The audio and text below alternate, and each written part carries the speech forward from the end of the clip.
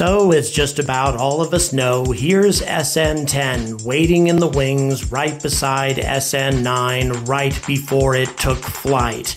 And my God, what a flight it was, as just about all of us know. However, it was a flight that was spectacular in many ways that we didn't want it to be spectacular. Nevertheless, SN10, which was sitting right there, is getting ready to take flight itself. And after that, it's going to be SN11, and then this particular model of Starship prototype will be coming to an end. And we're going to be moving on to a much more advanced and sophisticated version of Starship prototype, if Elon is to be believed. A lot of modifications in SN15. So what happened to SN12, 13, and 14? Well, I'm going to cover that in my opening remarks, although I think a lot of you probably already know. But the question that I have, as I'm sure a lot of you have been able to gather from the title, is this the best way for us to be proceeding? I mean, scarcely had the flight ended, scarcely had this unfortunate landing attempt gone awry, then SN10 was already being tested for fuel pressure and other matters, essentially getting it ready for a flight. As a matter of fact, I think some people are surprised that there hasn't been a static fire yet. It may be only the FAA that is keeping them back. It's hard to say, but as of right now, SN10 has not been launched, and I get the impression that Elon would like to have seen it launched already. But do we really know what caused the failure of SN9? Does it really matter? Well, of course it matters, and fortunately Elon has provided some basic information saying that his own company was, quote, too dumb to not have used all three of the Raptor engines during the landing attempt. In case there was a failure on one of them, then he would have redundancy for the landing. And he's also stated that they're working on the throttle back capability of the Raptors to have that redundancy with SN10. And he also claims that SN10 has about a 60% chance of success. But all of this suggests that further testing needs to be done on the Raptors. Shouldn't this be done before we fly SN10? Well, it seems that Elon just wants to test it out on another flight and damn the consequences. It just seems to be his philosophy. So the question is that the right philosophy? Well, we're going to find all of that out in just a few minutes.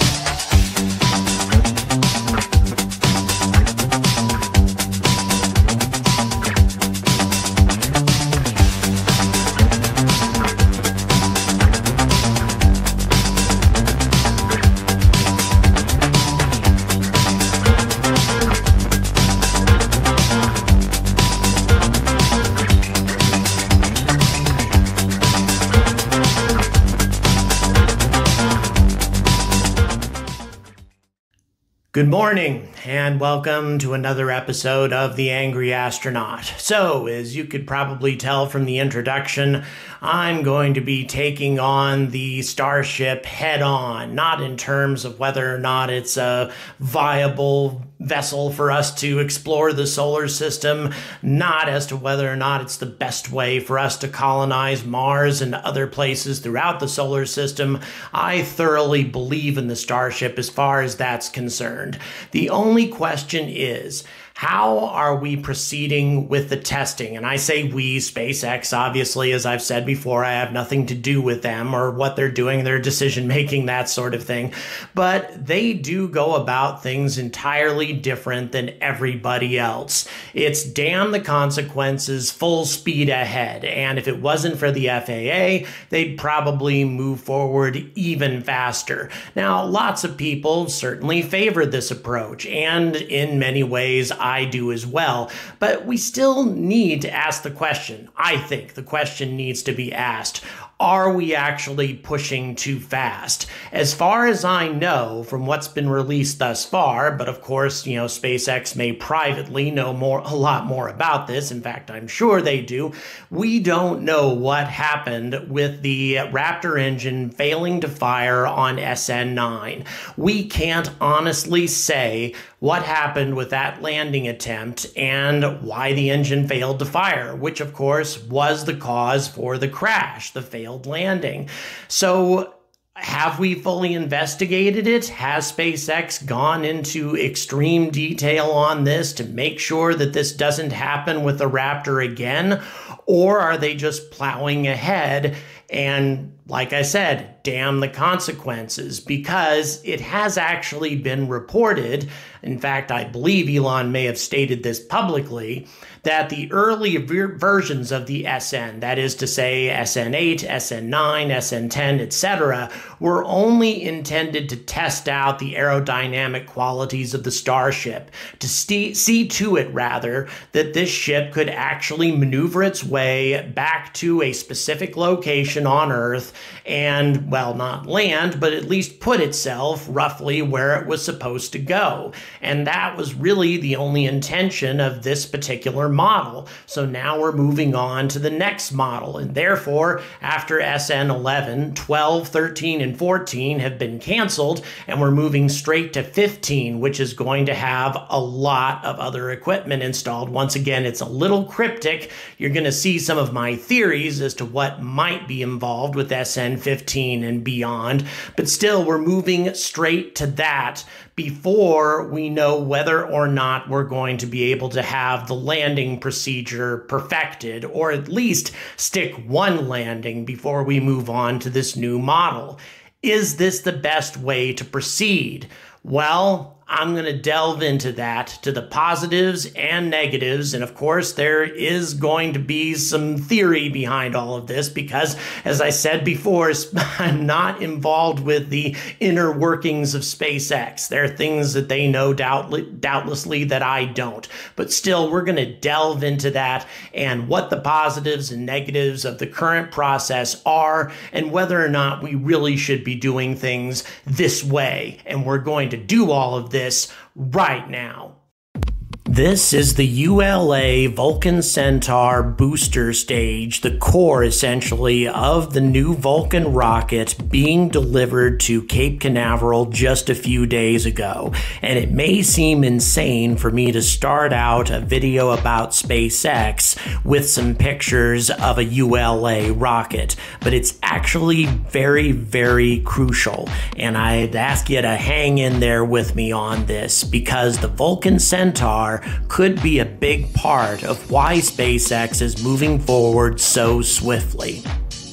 In my opinion, one of the main reasons that ULA won 60% of the military contracts that are going to be available over the next 5 years is because of this rocket. It's the most advanced rocket by far that ULA has ever put out. It's capable of carrying far more payload, and on top of that, its fairing is much, much larger than what SpaceX currently has available with their Falcon 9 or their Falcon Heavy. Now, SpaceX has reportedly been making plans to have a larger fairing for their Falcon Heavy, but so much effort is being spent on the Starship at the moment that really the Falcon Heavy is kind of an afterthought. And by the way, the ACES stage that you're looking at right now has been replaced by a more advanced second stage of the Vulcan that's going to be capable of relighting and being used for multiple purposes once it gets out into low Earth orbit or into space in general,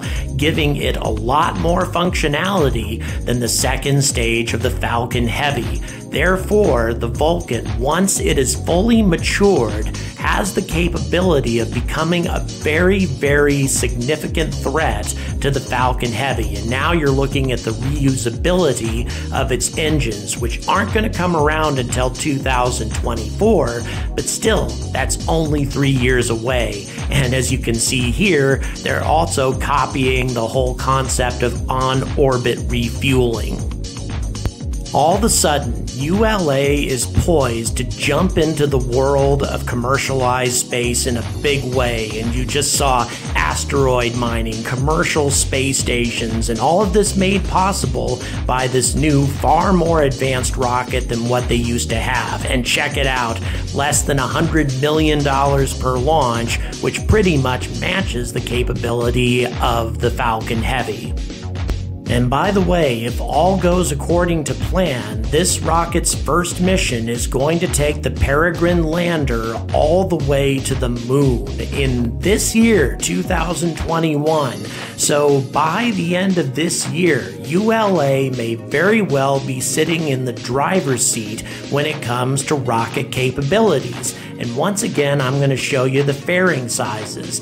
There's the Falcon Heavy and the Falcon 9, and there is the Vulcan Centaur. As you can see, even though the Falcon Heavy can carry more mass than the Vulcan can, the Vulcan is capable of carrying a lot more volume, therefore a lot more paying customers, including a lot more rideshare capability than the Falcon 9 or the Falcon Heavy.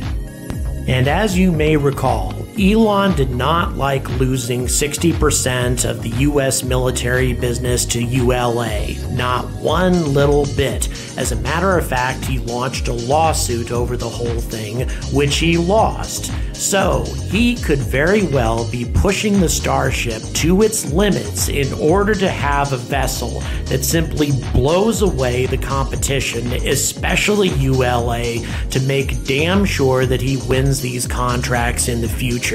Now that of course could be just one of many motivations, but given the fact that he was so annoyed over how the contracts were distributed, I think that he wants to make absolutely certain that he doesn't lose a bid like this again. And getting 40% of the military business isn't really losing, but at the same time, in his view, it kinda was. Now, there is, of course, another reason why Elon would want to push the Starship to its very limits, and that, of course, is Starlink. The Falcon 9 can only deploy 60 of these at a time. Starship can deploy 4 times as many in one go, and for a lot less in terms of investment. About $2 million per launch, again if Elon is to be believed, as opposed to 40 or so million dollars for the Falcon 9. So the Starship can deploy the entire Starlink constellation far faster and far less expensive than the Falcon 9 can, getting this extremely high revenue producing system operational much faster and of course for a lot lower expense. That's a pretty good motivation to get Starship working as quickly as possible. And here's another possibility that's been suggested. What if the Starship SN prototypes are just a test bed for the Raptor engines? And by the way, this is a vacuum Raptor, not an atmospheric Raptor. But what if that is its primary purpose? Because you can only get so much accomplished on a test stand. And by the way, I think that this is what's going to happen with SN10. They're going to take these massive engines, the ones on the right, and add them to the atmospheric Raptors that are already on the existing prototypes, making for the full 6 engines that the Starship is supposed to have. And they're going to take this thing as high as they possibly can, possibly to the edge of space itself, and then bring it down again, testing not only both the atmospheric and the vacuum Raptors, but also the aerodynamic qualities of the Starship, seeing whether or not it can actually land from a much higher altitude. In addition, this could actually be a way of testing as to whether or not SpaceX's proposed point-to-point transportation system across the world could actually be practical, because this form of transport does not involve that crazy flip-turn landing, but rather a more conventional landing like the Falcon 9. You could test this capability using both the vacuum and atmospheric engines from a great height. height and landing it under a powered landing rather than an atmospheric landing. Now, this is just a personal opinion, of course, but I believe that when we see SN15, we're going to see a vessel that doesn't stop at 15 or 12 or 10 kilometers, but rather may soar as high as 60 or 80 kilometers, all the way past the Kármán line, or at least very close to it, and then come plunging back down towards who knows what fate. I think it's going to be beyond exciting, and I hope I'm right about this, although I certainly can't be positive about it. But as exciting as this prospect is, it has some serious problems. For example, we have yet to really test the thermal tiles, and by the way, there's a much bigger patch of them on SN10 than there have been on previous models of the Starship. We haven't seen the first indication of how well these things are going to hold up under actual flight because they keep getting blasted to bits every time we try to land the Starship. Is this really what we should be doing? And what about the landing pads? By now, I'm convinced that they only deploy at a certain altitude and a certain speed, which obviously didn't happen with SN8. Oops, there went our landing pads. Oh well, better luck next time. Let's see how they work out with SN9. Okay guys, we got this bad boy this time. Those landing pads are gonna be coming out for sure. Wait a minute, are both engines lighting? There goes one. Did the other one light? Almost. Oh, shit. Okay, there goes the landing pads again. As a matter of fact, there goes all the equipment on the Starship that we were hoping to get post-flight data on, and we're not going to be able to do it. Is this really the best way to be carrying out testing when we keep throwing away components of the Starship that need not be on board if all we're going to be using it for is a testing bed for the engines? Well, clearly it isn't. So it's just kind of complicated. But when it comes right down to it, I think this is what all of us want to see before we implement a more sophisticated and more expensive version of the Starship. A nice, clean landing with SN10 and/or SN11. Let's hope it happens, because there isn't going to be another chance after that. Because once SN15 takes off from Boca Chica and comes in for a landing, every time something like this occurs, it's going to be a lot more expensive and a lot more disappointing. Is Elon moving too fast? Well, I have mixed feelings about it, as I'm going to say in my closing remarks, but we're going to find out one way or the other in the next few months. So, once again, I need to be perfectly clear that nothing I have said here is absolutely solid. There's a lot of speculation here, obviously. I'm not involved in the inner workings of SpaceX. So really, the scenarios that I've put forward are not based on anything, grounded in reality. They're just an educated guess on my part as to what we can expect to see next. Although, I have to admit that if that does happen, I'm going to be extremely excited, as I think a lot of other people would be too, to see the vacuum Raptors in action. And if indeed the Starship, at least the SNs that we've seen thus far, have been mostly a test bed for these Raptor engines, which are, as I said in the video, not a mature engine yet, and still need to be more thoroughly tested in flight, then the vacuum Raptors need to be tested as well. And the very thought of sending the Starship or the prototypes up to the edge of space and have them come all the way down and then seeing whether or not they land with a great deal of precision, that is super exciting to me. It would probably end with a rather spectacular RUD, but if they stuck the landing on SN15 on top of everything else, wow, would that be exciting. That would tell us that we're ready to move forward. And I'm very compelled by the whole idea. At the same time, though, I have serious reservations about the idea as well, because obviously we don't have the landing down yet, and I have significant doubts as to whether or not we're going to have the landing down rather on SN10 and SN11. Even if we do manage to stick both landings, having 2 landings in a row doesn't really suggest that you have the thing mastered yet. NASA defines it as 3 straight, tests as being successful, as being safe or relatively safe, and they're just not going to have that now. They'll have SN10, SN11, and that's about it. And I have to say, I will be seriously shocked if they stick both of those landings, but they might. Who knows? Hard to say.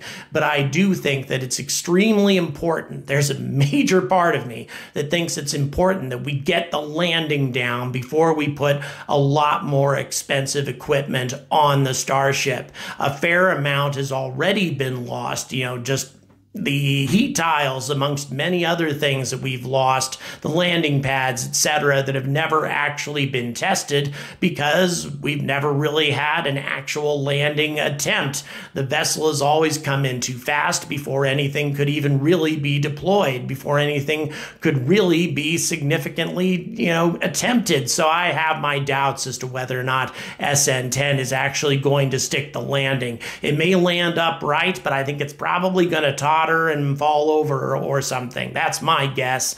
We'll see whether or not I'm right when it actually flies. But I still think that it's important that the landing be focused on and that the landing be mastered before we really significantly move on. But that's not what's happening. The SN15 is going to involve, if Elon is to be believed, a lot of modifications and presumably a lot of equipment, whether that be, vacuum Raptors or whatever else gets added on to it.